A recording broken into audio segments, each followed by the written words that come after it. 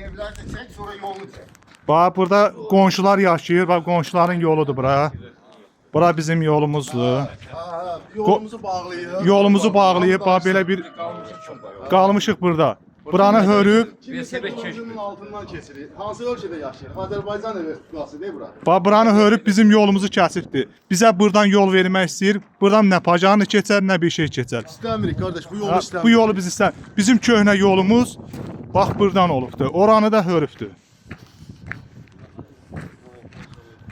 Baba bizim yolumuz orada olubdur. O hörülən yerdə bizim yolumuzdur. Biz buradan öz yolumuzu istəyirik. Başqa yol istəmirik.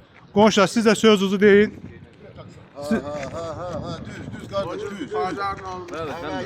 O gün də bax bu ev yanıb, bu ev yananda pajanı qaldı burada güc bala ilə. Biz söndürməsəydik pajanı gəlib 5 çatdıranmırdı. dəqiqəlik yanğını yarım saata söndürdülər. Söktüğümüze göre de düştük. Ha biz də buranı söktük. Ha bizim yolumuz buradır göstərdim.